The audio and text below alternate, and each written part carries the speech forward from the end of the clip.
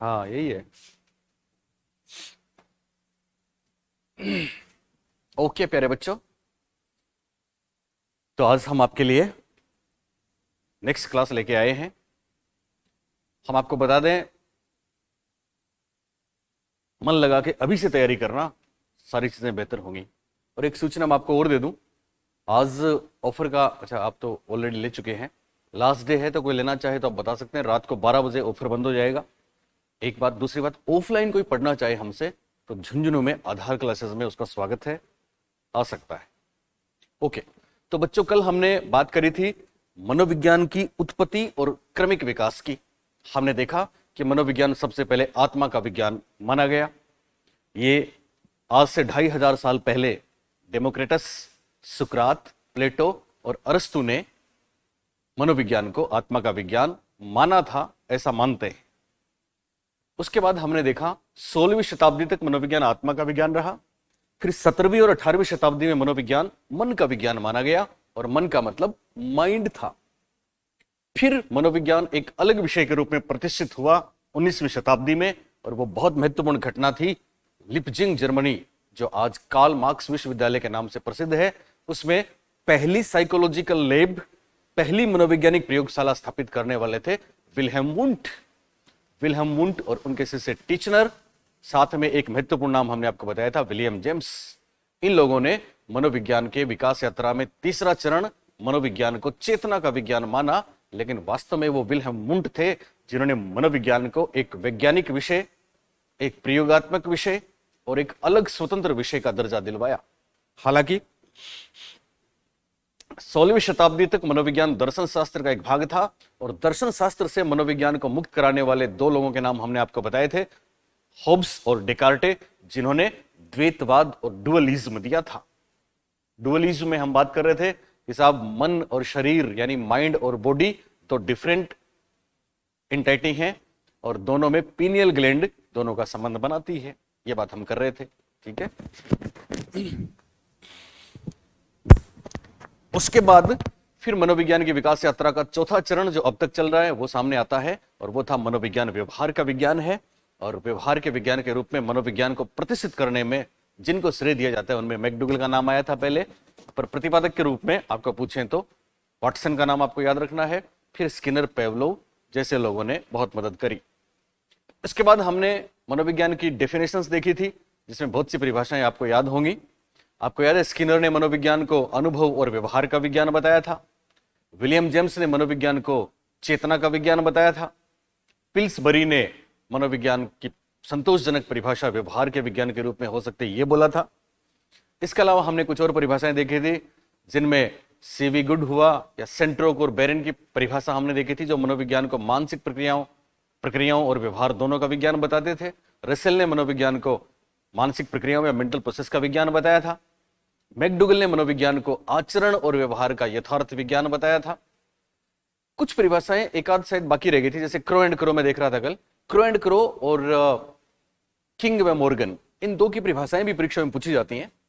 तो crow and crow साहब ने मनोविज्ञान की परिभाषा दी थी, इसको भी आप नोट कर लें, आप नोट डाउन कर रहे हैं। वैसे हम आपको लिखित वाली पीडीएफ तो दे ही देंगे, और वीकली टेस्ट भी, जैसे टॉपिक पूरा होगा मैं आपका टेस्ट लूंगा, और ये टेस्ट लेंगे बहुत ही कामयाब परीक्षा तक। शायद ही कोई ऐसी बात होगी जो साइकोलॉजी में आपको परेशान करे, इसका हम आपसे वादा भी करते हैं। क्रो एंड क्रो साहब का एक स्टेटमेंट था कि क्रो एंड क्रो ने बोला कि मनोविज्ञान व्यवहार के साथ साथ, यानी व्यवहार वाली बात तो लगभग सभी ने करी है, ठीक है। क्रो एंड क्रो कहते हैं मनोविज्ञान व्यवहार के साथ साथ मानवीय संबंधों का भी विज्ञान है। ह्यूमन रिलेशंस की बात करने वाले कौन हैं? क्रो एंड क्रो हैं।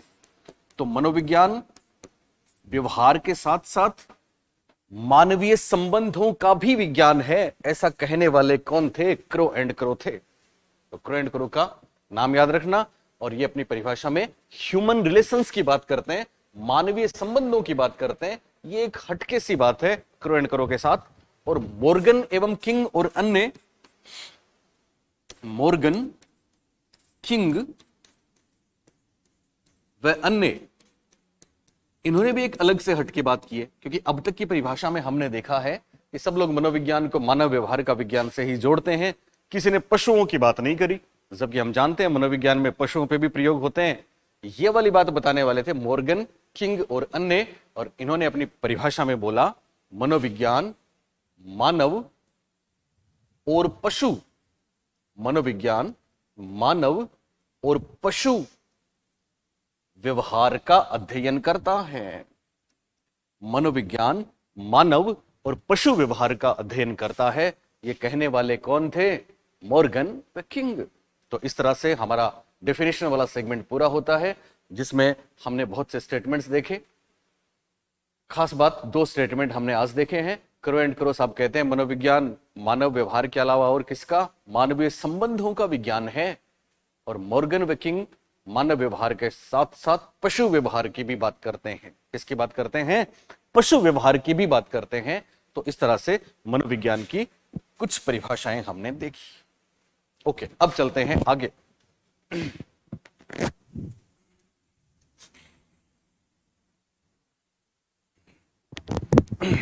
और बच्चों, अब बहुत ही महत्वपूर्ण थे समझने वाली बात और एकदम ऑथेंटिक, गारंटी से परीक्षा में आती है, जिसके लिए बच्चे बहुत भटकते हैं। मुझे याद है मेरे पास कितने बच्चे प्रूफ के लिए आते हैं कि सर आप हिंदी ग्रंथ अकादमी का अपना प्रूफ तो दीजिए।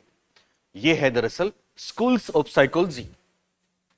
तो स्कूल्स ऑफ साइकोलॉजी अपना अगला टॉपिक है। स्कूल्स ऑफ साइकोलॉजी या स्कूल्स ऑफ थॉट्स भी बोलते हैं इनको, schools of thoughts, schools of thought, माफ करें, हिंदी में मनोविज्ञान के स्कूल कह सकते हैं, मनोविज्ञान के संप्रदाय कह सकते हैं, मनोविज्ञान की अप्रोच कह सकते हैं, मनोविज्ञान के मुख्य कॉन्सेप्ट कह सकते हैं, मनोविज्ञान की विचारधाराएं कह सकते हैं। ये बहुत ही खास है मनोविज्ञान के संप्रदाय। हालांकि जनरली इसको सिलेबस के अंत में बताया जाता है ताकि बेहतर समझ में आए, पर चूंकि आप लोग सीरियस बच्चे हैं इसलिए मैं पहले ही इस टॉपिक को ले रहा हूं जो काफी महत्वपूर्ण है। तो स्कूल्स ऑफ साइकोलॉजी या स्कूल्स ऑफ थॉट या मनोविज्ञान के संप्रदाय हम पढ़ने वाले हैं। तो बच्चों मैं आपको बता दूं, एटलीस्ट 10 स्कूल्स के बारे में हम पढ़ेंगे और उनमें से प्रश्न जरूर आता है। कौन कौन से स्कूल्स के बारे में हम पढ़ेंगे? तो देखिए, सबसे पहले आपको पता है मनोविज्ञान का पहला स्कूल कौन सा था? मनोविज्ञान एक अलग विषय के रूप में कब अस्तित्व में आया? 1879 की घटना के बाद में स्वतंत्र विषय बना। प्रथम मनोवैज्ञानिक कौन थे? विल्हेम वुंट थे। फादर ऑफ साइकोलॉजी भी कौन है? विल्हेम वुंट हैं, जर्मनी वाले। तो विल्हेम वुंट और उनके चेले टीचनर ने एक संप्रदाय बनाया था, आपको याद है, स्ट्रक्चरलिज्म, वो मनोविज्ञान का प्रथम संप्रदाय माना जाता है। तो सबसे पहले हम पढ़ेंगे संरचनावाद के बारे में।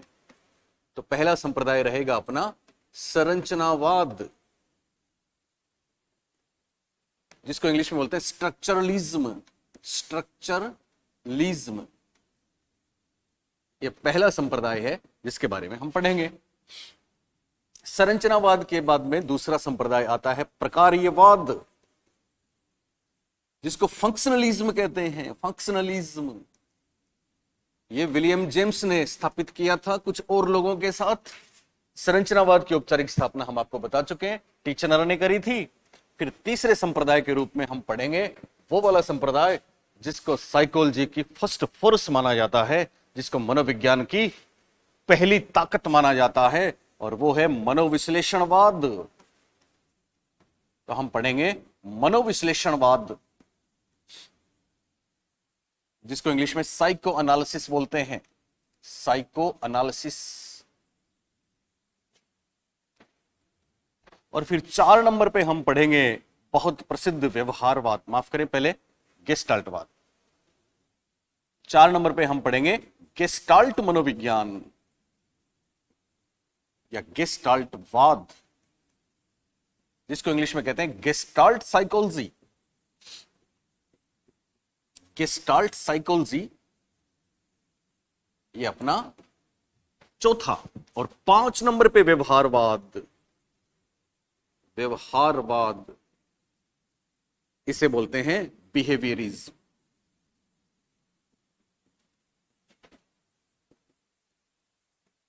इसके बाद 6 नंबर पे हम पढ़ेंगे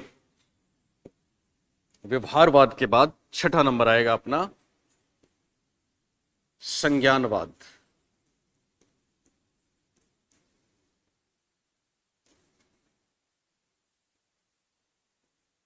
cognitive psychology.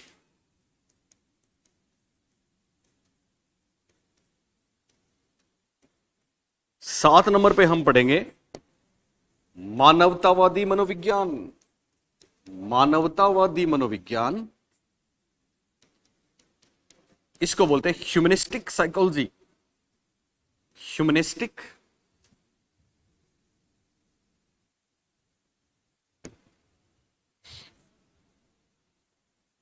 Humanistic psychology. 8 number पे इसके बाद हम पढ़ेंगे जिसको आप निर्मितवाद बोलते हैं, संरचनावादी अधिगम बोलते हैं, इंग्लिश में बहुत प्यारा सा नाम है कंस्ट्रक्टिविज्म। हम पढ़ेंगे कंस्ट्रक्टिविज्म के बारे में।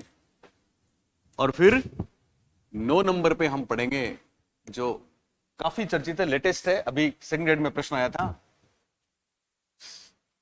बायोसाइकोलॉजी। बायोसाइकोलॉजी को हिंदी में क्या बोलेंगे? जैव मनोविज्ञान। जैव मनोविज्ञान, इंग्लिश में इसको बोलते हैं बायोसाइकोलॉजी।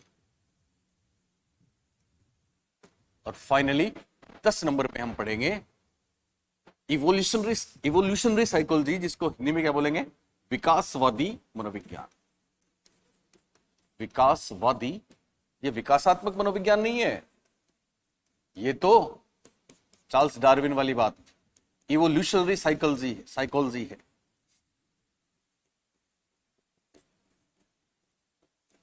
तो इस तरह से बच्चों हम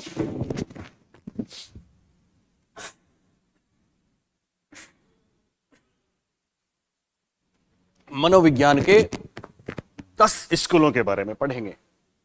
संरचनावाद, स्ट्रक्चरलिज्म, जर्मनी में विल्हेम वुंट और टीचनर ने दिया। औपचारिक स्थापना टीचनर ने करी कार्नेल विश्वविद्यालय में, 1892 की बात है। प्रकार्यवाद विलियम जेम्स और साथियों ने करी। कौन कौन है पढ़ेंगे हम। 1895 में अमेरिका में। मनोविश्लेषणवाद ऑस्ट्रिया वियना, सिगमंड फ्रॉइड का नाम आएगा।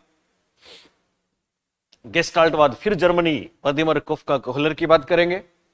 व्यवहारवाद में फिर यूएस वाटसन, लेकिन इसमें पेवलो भी शामिल होंगे, स्किनर भी शामिल होंगे, मैकडुगल सब शामिल होंगे, उनकी बात करेंगे। संज्ञानवाद और निर्मितवाद दोनों के जनक जीन पियाजे हैं, इनकी बात करेंगे हम। इनके साथ वाइगोत्स्की की बात करेंगे हम, ब्रूनर की बात करेंगे हम।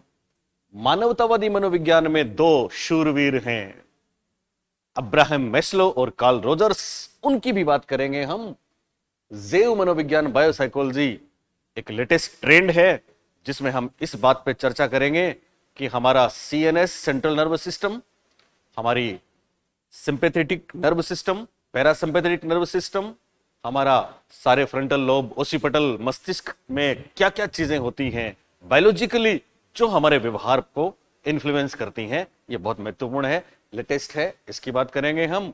और इवोल्यूशनरी साइकोलॉजी में हम देखेंगे कि किस तरह से मनोविज्ञान का जो उदय हुआ, आत्मा का, मन का, चेतना का, तब इंसान कैसे सोचता था, और चार्ल्स डार्विन की ओरिजिन ऑफ स्पीसीज से ये चीज प्रभावित है, उसको भी हम देखेंगे। तो चलिए शुरू करते हैं आज की क्लास का पहला बिंदु, और वो है संरचनावाद। संरचनावाद इंग्लिश में बोलते हैं स्ट्रक्चरलिज्म।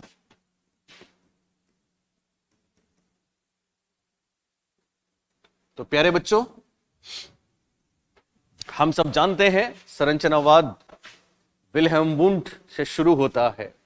तो इसके प्रणेता के रूप में हम दोनों का नाम लेते हैं, हालांकि औपचारिक प्रणेता हम आपको बता चुके हैं, टीचनर हैं, लेकिन संरचनावाद के प्रतिपादक में दोनों का नाम आता है, विल्हेम वुंट एवं ए.बी. टीचनर।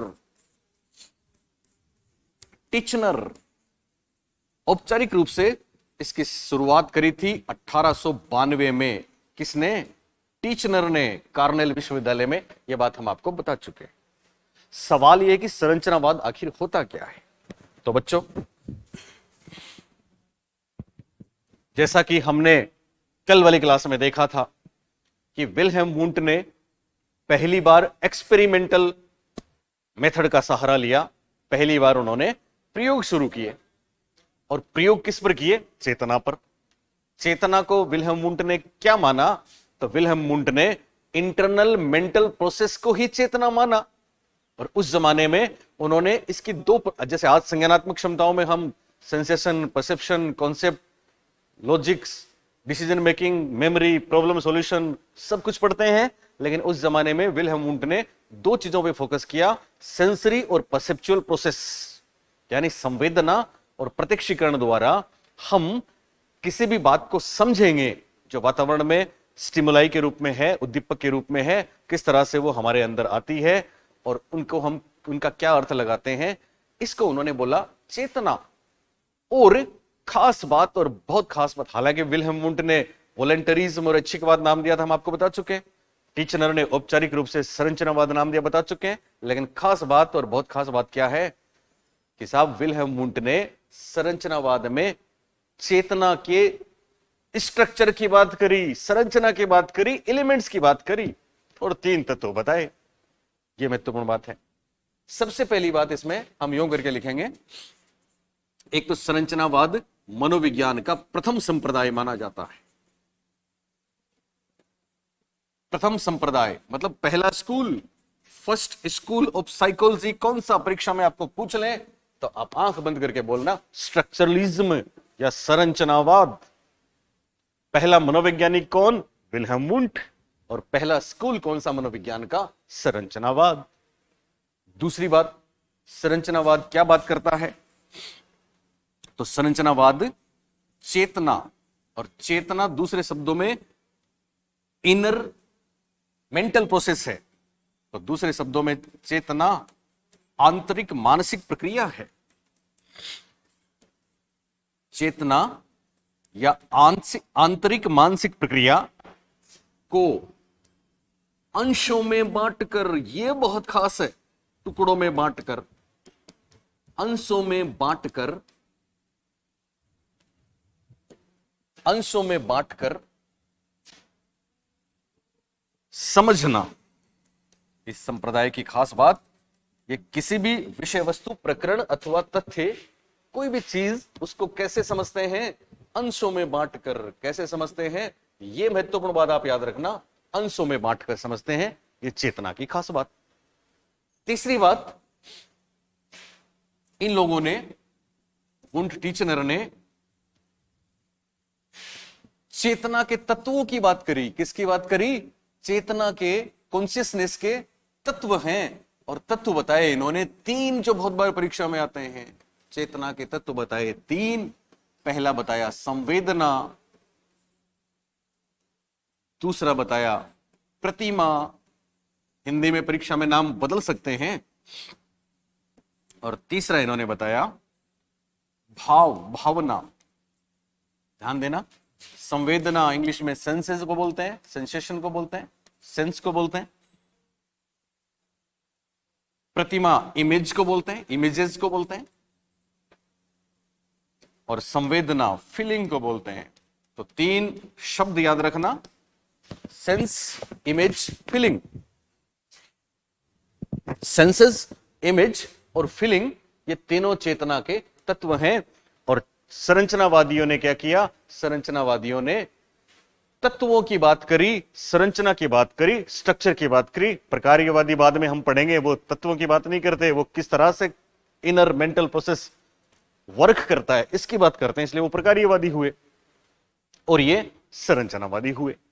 अब खास बात, इसका मतलब क्या है तो सुने। दरअसल संरचनावादियों ने यह बोला कि किसी भी विषय वस्तु, प्रकरण अथवा समस्या को हम अगर परसीव करना चाहते हैं, उसको समझना चाहते हैं, तो हमें उसे अंशों में बांट के समझना चाहिए। क्योंकि हमारी मेंटल, मानसिक योग्यता जो है, उसमें हर चीज को समझने के लिए अलग अलग प्रकार की मानसिक योग्यताएं होती हैं। जैसे एक एग्जाम्पल जो परीक्षा में आ चुका है, संरचनावादी कहते हैं कि अगर किसी को फ्लावर के बारे में, फूल के बारे में समझाना है तो आप क्या करना, आप उसको भूल के भी पूरा फूल पहले मत देना। आप सबसे पहले उसका एक एलिमेंट, और वो है उसकी पंखुड़ी, उसके बारे में उसको परसीव करा दें, उसके बारे में समझा दें, उसके बारे में उसको ज्ञान करा दें, हाथ में देके चित्र दिखा दें, जैसे जैसे भी है। तो बच्चा या व्यक्ति फूल की पंखुड़ी को जब समझ ले तो फिर उसको डंठल के बारे में बताना है, क्योंकि पंखुड़ी को समझने के लिए अलग प्रकार की मानसिक योग्यता की आवश्यकता है और उसके डंठल को समझने के लिए दूसरे प्रकार की मानसिक योग्यता की आवश्यकता है। जब बच्चा इन दोनों को समझ ले, दो एलिमेंट उसके समझ में आ जाए, तो फिर उनको फ्लावर के तीसरे एलिमेंट, फूल के तीसरे तत्व रंग के बारे में बताओ, क्योंकि रंग को समझना किसी दूसरे प्रकार की मानसिक योग्यता का काम है। यह बात मानते थे टीचनर, विल्हेम वुंट। तो जब बच्चा पंखुड़ी, डंठल के बाद रंग को भी समझ लेगा तो फिर आप उसको चौथे एलिमेंट खुशबू के बारे में बताएं, क्योंकि खुशबू को समझने के लिए कोई दूसरे प्रकार की मेंटल एबिलिटी काम करती है, मानसिक योग्यता काम करती है। जब बच्चा चारों चीजों को, पंखुड़ी, डंठल, खुशबू और रंग अलग अलग समझ लेगा, परसेप्शन कर लेगा, तो फिर वो फूल के बारे में पूरा ज्ञान प्राप्त कर लेगा। ऐसा मानना था संरचनावादियों का। और हम आपको बता दें, ये बहुत गहरी तरह से पैठ कर चुका है अपने सिस्टम में।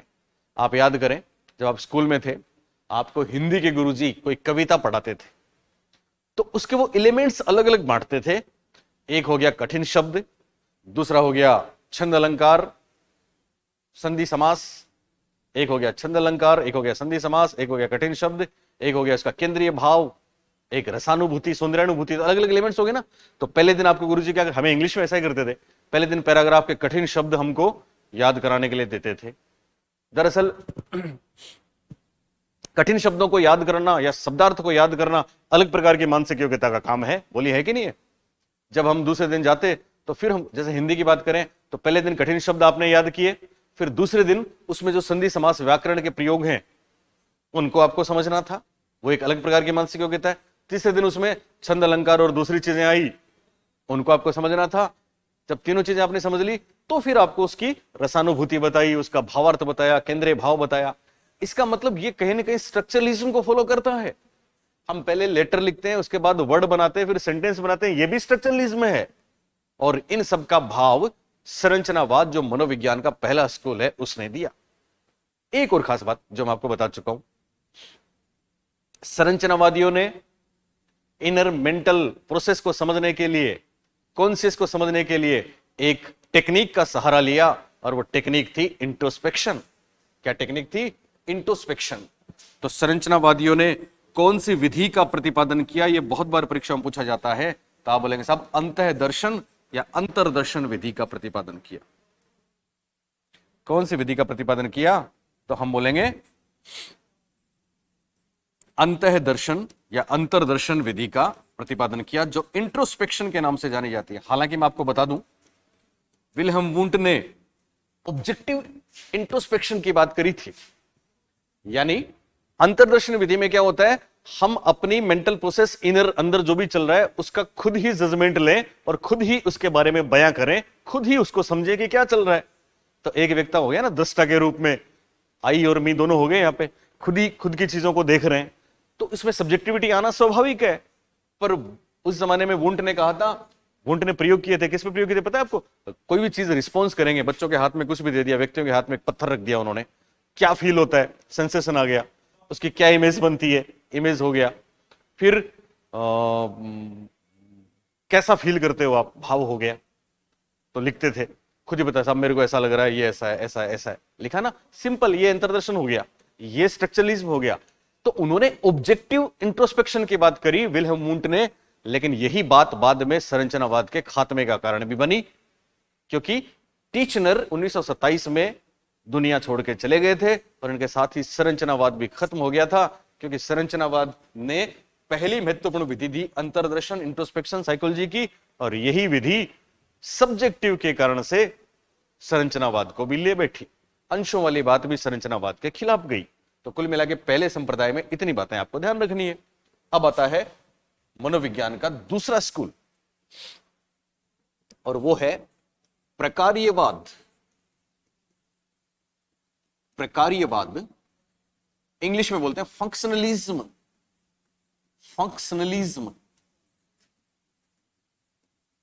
प्रकार्यवाद, फंक्शनलिज्म, यह मनोविज्ञान का दूसरा स्कूल है। यह संरचनावाद के विरोध में आया था और यह अमेरिका में आया था, क्योंकि विलियम जेम्स वहां जर्मनी में पढ़ने गए थे विल्हेम वुंड से, फिर अमेरिका में आके उन्होंने मनोविज्ञान का सूत्रपात किया, ये हम आपको बता चुके हैं। और यहां इन्होंने संरचनावादियों की वो बात जिसमें उन्होंने कहा था कि साहब संरचना या कॉन्शियस, माफ करें, चेतना या कॉन्शियसनेस या इनर प्रोसेस को हम ब्रेक डाउन करेंगे पार्ट्स में, तो उसको हम बेहतर तरीके से समझेंगे, परसीव करेंगे। और उसकी स्ट्रक्चर की बात वो करते थे, एलिमेंट्स की बात करते थे। तो इस बात का प्रकार्यवादियों ने विरोध किया, फंक्शनलिस्ट ने विरोध किया और कहा कि आप कॉन्शियस के स्ट्रक्चर की बात नहीं करेंगे, स्ट्रक्चर की बात गलत है, आप तो यह बात करें कि कॉन्शियस और इनर प्रोसेस आखिर वर्क कैसे करते हैं। इस बात पे बात निकली प्रकार्यवाद, और प्रकार्यवाद के जनक के रूप में हम विलियम जेम्स का नाम लेते हैं। विलियम जेम्स दो कामों से प्रभावित थे। एक तो Charles Darwin, origin of species, Charles Darwin selection, natural selection, प्राकृतिक चयन वाले,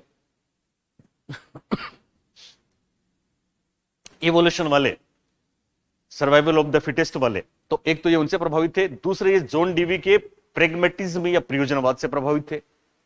प्रयोजनवाद व्यक्ति का प्राणी के वातावरण से अनुकूलन की बात करता है कि किस तरह से हम एनवायरनमेंट के साथ एडेप्टेशन करते हैं और बेहतर समायोजन कर लेते हैं और हम आगे से आगे चलते जाते हैं, सर्वाइव करते हैं। अगर पर्यावरण से भिड़ जाएंगे तो सर्वाइव नहीं कर पाएंगे, तो सर्वाइव करने के लिए एडेप्टेशन की बात करता है। ठीक है। और विलियम जेम्स के साथ कुछ और लोग भी मिले थे। तो सबसे पहले हम देखते हैं प्रकार्यवाद के संस्थापक कौन है, प्रतिपादक कौन है। तो यहां पे कम से कम 4 नाम आपको ध्यान रखने हैं।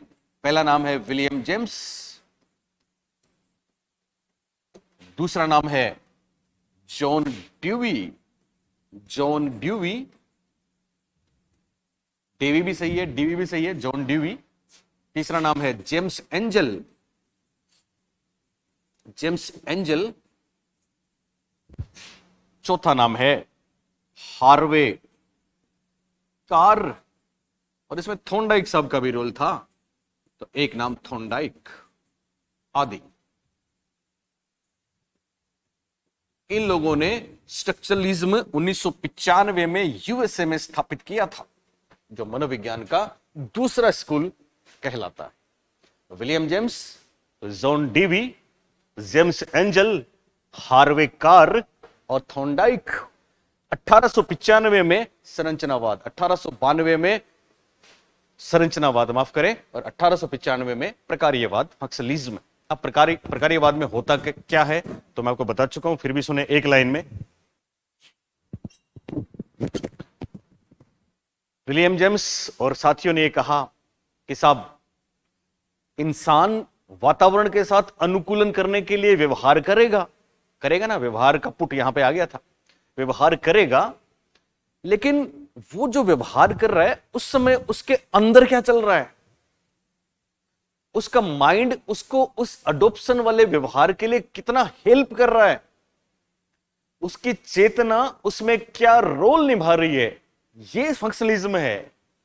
एक गहरी बात आपको बताऊं, फंक्शनलिज्म इनर मेंटल प्रोसेस की इटसेल्फ उसकी स्टडी नहीं करता, क्योंकि उसकी स्टडी करना तो उसको फाड़ना, उसका पोस्टमार्टम करना, उसके एलिमेंट्स, उसकी स्ट्रक्चर को देखना हो गया।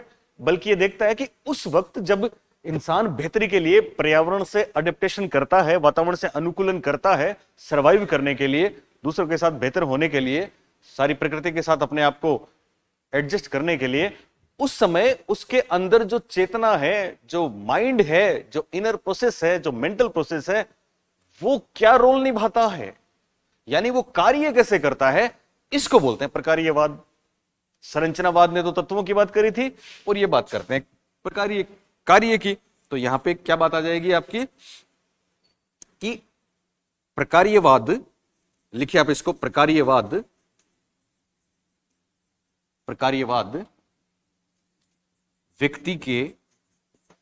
व्यक्ति के वातावरण से वातावरण से अनुकूलन, व्यक्ति के वातावरण से अनुकूलन करते समय,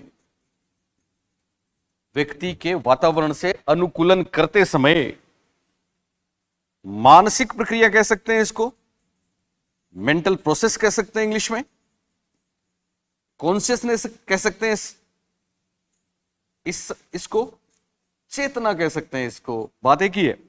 तो प्रकार्यवाद व्यक्ति के वातावरण से अनुकूलन करते समय मानसिक प्रक्रिया या चेतना की भूमिका पर बल देता है, कि भूमिका पर बल देता है, भूमिका पर बल देता है।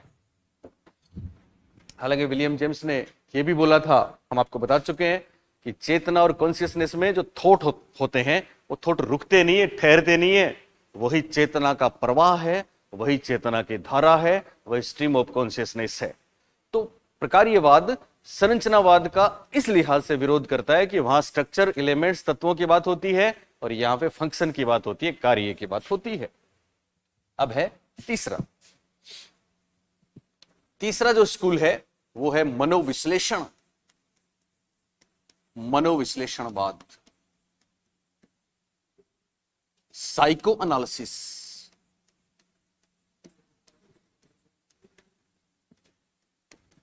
और इसमें नाम आएगा सिगमंड फ्राइड साहब, सिगमंड फ्राइड। हालांकि सिगमंड फ्राइड के तो चेले थे Carl Jung, Alfred Adler, Karen Horney, Erik Erikson, Anna Freud, Erich Fromm, उन लोगों ने भी सपोर्ट किया, तो वो भी मनोविश्लेषणवादी माने जाते हैं। लेकिन बाद में वो एक बात पे अलग भी हुए, तो नव फ्राइडवादी भी माने जाएंगे। जब संरचनावाद और प्रकार्यवाद की बहस चल रही थी, दोनों के झगड़े हो रहे थे, मनोविज्ञान को दुनिया में चेतना या कॉन्शियस का स्टडी साबित किया जा चुका था, उसी समय एक इंसान आता है, danger man, Sigmund Freud. Freud के बारे में या फ्राइड के बारे में, जो ऑस्ट्रिया वियना के थे, ये कहा जाता है कि अरस्तु के बाद अगर किसी ने सबसे क्रांतिकारी चीज मनोविज्ञान को दी है तो वो सिगमंड फ्राइड हैं, क्योंकि सिगमंड फ्राइड की चीजों से भूचाल आ गए थे। हम चर्चा कर चुके हैं, सिगमंड फ्राइड ने कहा था कि साहब चेतना तो 1/10 ही है, असली कहानी तो अचेतन है। 9/10 भाग अचेतन और अवचेतन का है, अनकॉन्शियस माइंड का है। और यही वाली बात मनोविश्लेषण की थीम है। फ्रॉइड ने कहा था कि मानव व्यवहार को निर्धारित और प्रभावित करने वाली चेतना नहीं है, बल्कि अचेतन मन है, अनकॉन्शियस माइंड है। और अचेतन मन क्या है? अचेतन मन में अपने पुराने तमाम अनुभव हैं, तो शेमफुल एक्सपीरियंसेस के रूप में आ सकते हैं। अचेतन में हमारी तमाम सेक्सुअल डिजायर हैं, अचेतन में हमारी तमाम अग्रेशन वाली भावनाएं हैं, अचेतन में तमाम वो इच्छाएं हैं, कामनाएं हैं जो हमने करी लेकिन उनको व्यक्त नहीं कर पाए या वो पूरी नहीं हुई, तो हम उनको रिप्रेस कर देते हैं। हमारे अंदर ऐसा सिस्टम है कि वो दमित हो जाती हैं और वो जिस भंडार में जाती हैं उसका नाम अचेतन मन है। हालांकि हम अचेतन मन के बारे में जानते नहीं है, क्योंकि हम पे चेतना का पर्दा रहता है, वो 1/10 उस 9/10 को डुबोए रहता है नीचे, वो दिखता नहीं है, उसके बारे में हम जानते नहीं है, लेकिन वो है बड़ा महत्वपूर्ण, है बड़ा काम का। और हमारे व्यवहार को वही नियंत्रित करता है जिसको हम अचेतन मन बोलते हैं। फ्रॉइड ने साइकोएनालिसिस में यह बताया कि जितने अबनॉर्मल बिहेवियर हैं, चाहे एंजाइटी है, चाहे डिप्रेशन है, चाहे और कोई असामान्य व्यवहार है, उन सब के पीछे एक ही बात है और वो है अचेतन मन। तो अचेतन मन का जब कॉन्सेप्ट आया तो दुनिया में भूचाल आ गया। और यही कारण है कि मनोविश्लेषणवाद को, साइको एनालिसिस को साइकोलॉजी की पहली ताकत कहा जाता है। First force of psychology is psycho analysis. याद रखना, मनोविज्ञान का पहला स्कूल पूछें तो संरचनावाद, स्ट्रक्चरलिज्म है, लेकिन मनोविज्ञान का पहला बल, पहली ताकत या फर्स्ट फोर्स पूछें तो मनोविश्लेषण हमको करना है। आपको पता है मनोविज्ञान का दूसरा बल व्यवहारवाद है, बिहेवियरिज्म है, और मनोविज्ञान का तीसरा बल, तीसरी ताकत ह्यूमनिस्टिक साइकोलॉजी, मानवतावादी मनोविज्ञान है। इस पर बहुत बार प्रश्न आता है। तो मनोविश्लेषण में यहां पे शॉर्ट में पढ़ेंगे, बाद में इसको पूरा पढ़ेंगे हम। पहली बात आप ये लिखेंगे, सिगमंड फ्रॉइड ने दिया।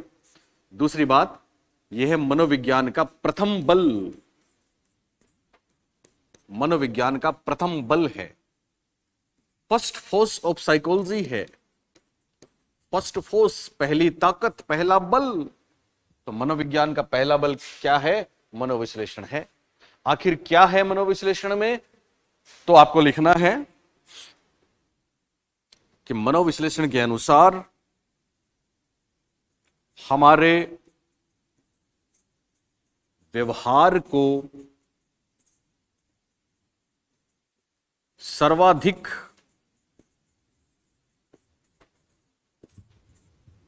प्रभावित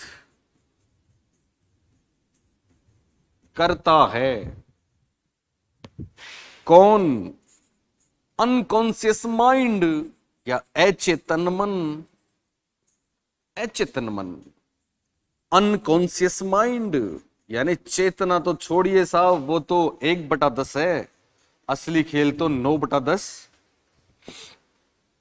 असली खेल तो 9/10 का है। और ये 9/10 कौन सा है? अचेतन और अवचेतन। अवचेतन दोनों के बीच का पर्दा है, हल्का सा ब्रिज है, पुल है। कॉन्शियस, प्रीकॉन्शियस, अनकॉन्शियस पढ़ेंगे डिटेल में, इन पे बहुत प्रश्न आते हैं। तो मनोविश्लेषण कहता है कि हमारे व्यवहार का निर्धारक या व्यवहार को प्रभावित करने के लिए ज्यादा महत्वपूर्ण कौन है? अचेतन मन है, जैसे सिगमंड फ्राइड ने बोला। और अचेतन मन में जो बहुत सी बातें हैं, उनमें सबसे महत्वपूर्ण फ्राइड के अनुसार लिबिडो है, सेक्स इंस्टिक्ट है, काम वाली प्रवृत्ति है, लैंगिक प्रवृत्ति है। और ये इंसान उसी के लिए जीता है, उसी के लिए मरता है। हम जो भी व्यवहार करते हैं उसके पीछे सेक्स इंस्टिक्ट है, उसके पीछे काम वाली भावना है, ऐसा सिगमंड फ्राइड ने माना।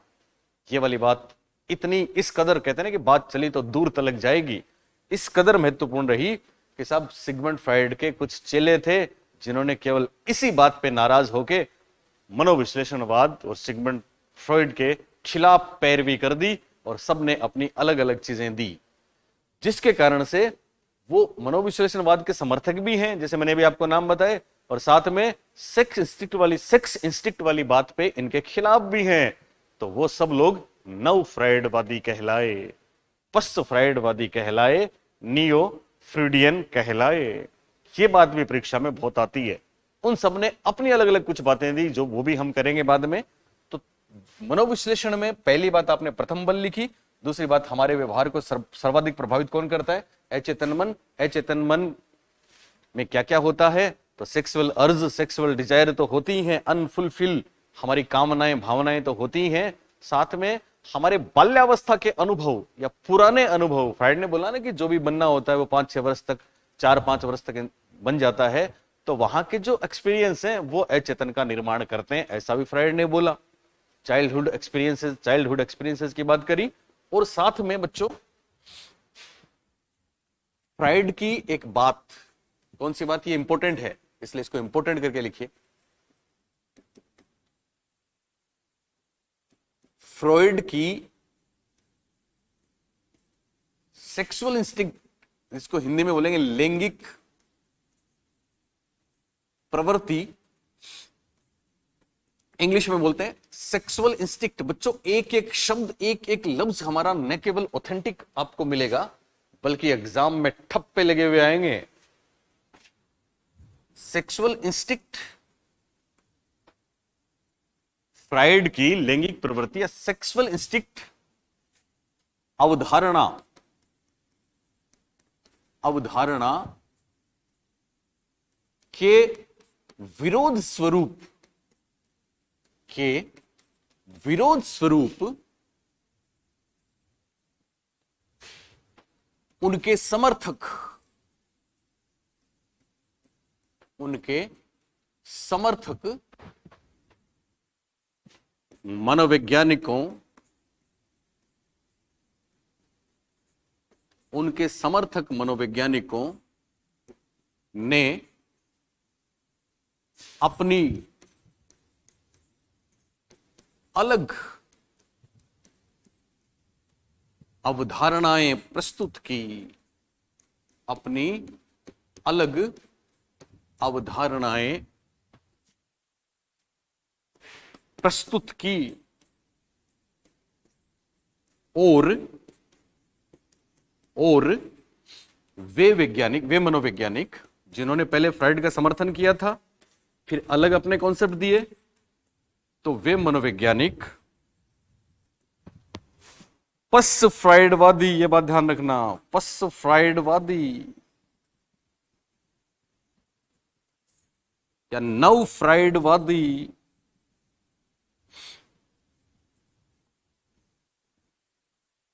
या नियो फ्राइडियन, इंग्लिश में नियो शब्द आ जाए, क्योंकि परीक्षा में ऐसा बहुत बार होता है कि हिंदी में नियो लिख देंगे, तो आपको पता होना चाहिए नियो का मतलब नव है, पस है, ठीक है। तो नियो फ्राइडियन कहलाए या कहलाते हैं। महत्वपूर्ण बात है बच्चों, फ्रॉइड की कौन सी प्रवृत्ति, फ्रॉइड की लैंगिक प्रवृत्ति या सेक्सुअल इंस्टिक्ट, लिबिडो जो थी, वापस पढ़ेंगे हम फ्रॉइड, वापस पढ़ेंगे हम सारी लिबिडो, तो उस कॉन्सेप्ट के खिलाफ थे कुछ लोग, जो पहले तो सिगमंड फ्राइड के शिष्य थे, बाद में अलग हुए, इसलिए उन सब का नाम हो गया पश्च फ्राइडवादी। उन्हीं को बोलते हैं नव फ्राइडवादी, उन्हीं को बोलते हैं नियो फ्रॉइडियन, और उन्हीं को साइको एनालिटिकल थ्योरी है ना ये, तो उनको नियो एनालिटिकल थियरिस्ट भी बोलते हैं। तो नियो शब्द आप ध्यान रखना। और महत्वपूर्ण बात, कौन कौन है वो, तो वे वैज्ञानिक हैं, एक नाम कार्ल जुंग, पहला नाम बच्चों कार्ल जुंग, जिनको कार्ल युंग कहते हैं हम। दूसरा नाम अल्फ्रेड एडलर, सबके बारे में परीक्षा में प्रश्न आ चुका है, जानते हो ना आप, एनसीईआरटी इनको ज्यादा तवज्जो देती है, इसलिए प्रश्न आते हैं। तीसरा नाम है एरिक फ्रोम, चौथा नाम है केरेन हार्नी, पांचवा नाम है एरिक एरिक्सन, एरिक एरिक्सन, और जिन्होंने एरिक एरिक्सन को संभाला था, आप जानते हैं, वो फ्रॉइड की डॉटर थी, जिनका नाम था अन्ना फ्राइड। अन्ना फ्राइड या फ्राइड की डॉटर हैं। तो ये 6 के 6 जो नाम आपने देखे हैं, ये सभी क्या कहलाते हैं, पश्च फ्राइडवादी कहलाते हैं, नव फ्राइडवादी कहलाते हैं। और महत्वपूर्ण बात सुनना बच्चों, कार्ल जुंग ने 2-3 बेहतरीन चीजें दी। एनिमस एनिमा भी किसी परीक्षा में आया है, आ सकता है। कार्ल जुंग ने फ्राइड साहब के लिए बोला कि साहब आप अनकॉन्शियस माइंड की बात करते हैं, अवचेतन की बात करते हैं, तो हम आपकी इस बात को तो मानते हैं कि साहब अवचेतन है, लेकिन ये व्यक्तिगत अवचेतन है, वैयक्तिक अवचेतन है, इंडिविजुअल अनकॉन्शियस है, एक सामूहिक अवचेतन भी होता है, कलेक्टिव अनकॉन्शियसनेस, सामूहिक अवचेतन भी है। तो बहुत बार परीक्षाओं में कलेक्टिव अनकॉन्शियसनेस की बात करने के लिए किसको जाना जाता है, कार्ल जुंग को जाना जाता है।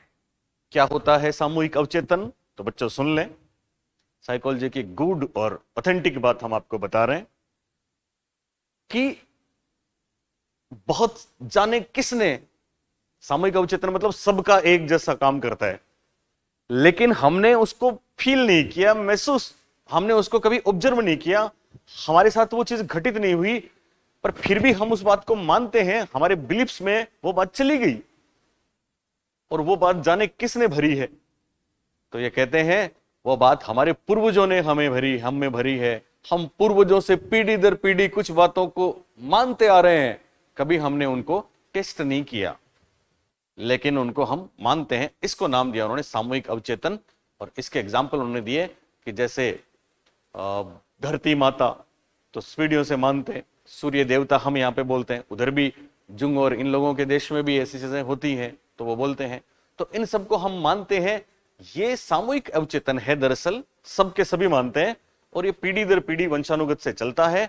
और खास बात, इस सामूहिक अवचेतन रूपी थाली में जो अंदर कंटेंट है, जो विषय वस्तु है, जैसे मैंने बोला सूर्य देवता, धरती माता, ये क्या है, इसके लिए उन्होंने एक शब्द दिया कि ये है दरअसल आर्किटाइप।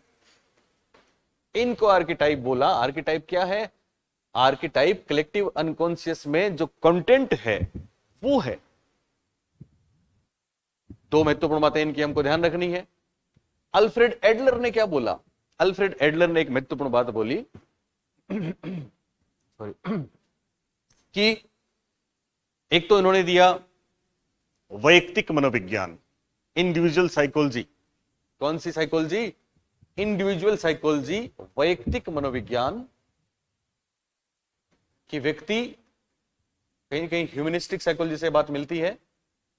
वैयक्तिक मनोविज्ञान, वैयक्तिक मनोविज्ञान, व्यक्ति खुद के लिए बेहतरी के लिए करता है, यह वैयक्तिक मनोविज्ञान। साथ में इनकी जो दूसरी बात ज्यादा महत्वपूर्ण है वो है, इन्होंने बोला कि हम सभी ने कभी ना कभी, चाहे बाल्यावस्था से लेके अब तक, एक कॉम्प्लेक्स फील किया है और वो है इंफीरियोरिटी कॉम्प्लेक्स, वो है हीनता मनोग्रंथि। तो ये हीनता मनोग्रंथि की बात भी करते हैं, यानी कभी न कभी हमें ऐसे अनुभव मिले जिनसे हम अपने आप को गिल्टी या हीन फील, क्या इंफीरियर फील करने लगे। तो हीनता मनोग्रंथि की बात करने वाले कौन हैं?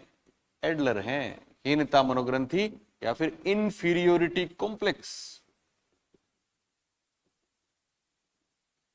ये दूसरी इनकी बात है। ये जहां व्यक्तिक मनोविज्ञान की बात करते हैं, वहां एरिक फ्रॉम कहते हैं कि सब पर्सनैलिटी तब बेहतर होती है जब वो सोशल फॉर्म में हो, सामाजिक रूप में हो, दूसरों की मदद करे, दूसरों के साथ इंटरेक्शन करे, तो व्यक्ति का बेहतर पर्सनैलिटी डेवलपमेंट होता है। तो ये सामाजिक मनोविज्ञान के लिए, समाज नहीं, ध्यान रखना, सामाजिक मनोविज्ञान के लिए जाने जाते हैं।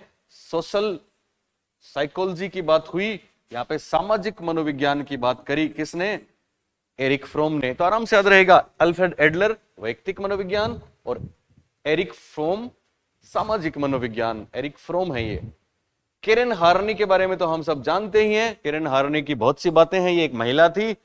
इन्होंने बोला कि साहब बाल्यावस्था में हम सब किसी ने कभी न कभी इस बात के लिए दुखी रहे कि साहब हम अकेले तो नहीं रह जाएंगे, असहाय, हमें कोई छोड़ के, जैसे वियोग दुश्चिंता आपने पढ़ा ना कभी, तो उस बात से एक बात इन्होंने निकाली कि बाल्यावस्था में जो चिंता होती है वो मूल दुश्चिंता है, मूल दुश्चिंता। हालांकि ये महिलाओं के लिए, फ्राइड साहब की ये भी आलोचना करते थे कि आप महिलाओं की के लिए थोड़े बायस हो गए, महिलाओं में अलग चीजें हैं। इन्होंने और भी दूसरी बहुत सी बातें करी हैं। एक वुम्ब इनवी की बात भी इन्होंने करी है कि साहब लड़कों में वुम्ब इनवी होती है। फ्राइड साहब ने लड़कियों में पेनिस इनवी बताई ना, तो इन्होंने वुम्ब इनवी बताया। तो मूल दुश्चिंता, इन्होंने एक टर्म दिया था बेसिक एंजाइटी। क्या टर्म दिया था? Basic anxiety. और ये बाल्यावस्था से संबंधित है, ये बात ध्यान रखना। मैं वैसे बाल्यावस्था पढ़ाऊंगा आपको, तब हम इसको वापस, एंजाइटी, बेसिक एंजाइटी की बात करने वाली है केरेन हार्नी। केरेन हार्नी भी नव फ्राइडवादी हैं। सामाजिक मनोविज्ञान की बात करने वाले हैं एरिक फ्रोम। व्यक्तिक मनोविज्ञान की बात करने वाले हैं एरिक फ्रोम। हीनता मनोग्रंथि या फिर इंफीरियोरिटी कॉम्प्लेक्स की बात करने वाले भी हैं अल्फ्रेड एडलर। और सामूहिक अवचेतन, कलेक्टिव अनकॉन्शियस और आर्किटाइप की बात करने वाले हैं कार्ल जुंग। एरिक एरिक्सन के बारे में तो पूरा मॉडल हमको पढ़ना है, और फर्स्ट ग्रेड में तो स्पेशली बहुत महत्वपूर्ण रहता है। जिन्होंने, आपको पता है सिगमंड फ्राइड ने अपने मॉडल में साइकोसेक्सुअल 5 स्टेजेस बताई हैं, ओरल, एनल, फेलिक, लेटेंसी और जेनाइटल। एरिक एरिक्सन तो पूरी जिंदगी की बात करते हैं कि साहब, चूंकि एरिक्सन के साथ ऐसा हुआ था, हम आपको बताएंगे बाद में, बहुत ही शानदार मॉडल है इनका। तो पहचान के लिए इंसान ताउम्र संघर्ष करता है, वो एरिक एरिक्सन है, जिन्होंने पूरे जीवन को 8 भागों में बांटा था। और इनकी 8 भागों वाली, अवस्थाओं वाली थ्योरी कहलाती है मनोसामाजिक सिद्धांत। साइकोसोशल मॉडल या साइकोसोशल थ्योरी किसने दी? तो हम बोलेंगे एरिक एरिक्सन ने दी।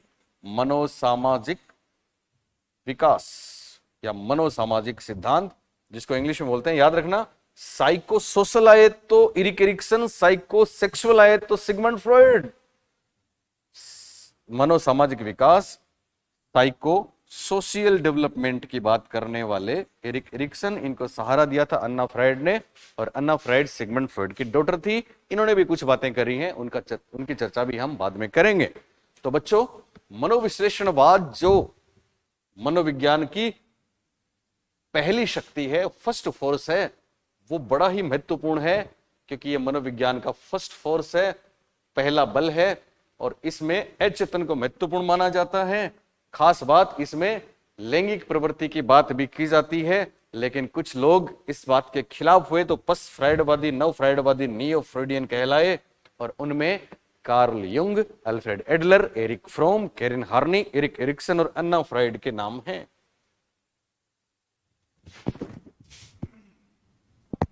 हमने मनोविज्ञान के स्कूल में 3 स्कूल पढ़ लिए। पहला स्कूल संरचनावाद, दूसरा स्कूल प्रकार्यवाद, तीसरा स्कूल मनोविश्लेषणवाद, और अब पढ़ेंगे चौथा स्कूल।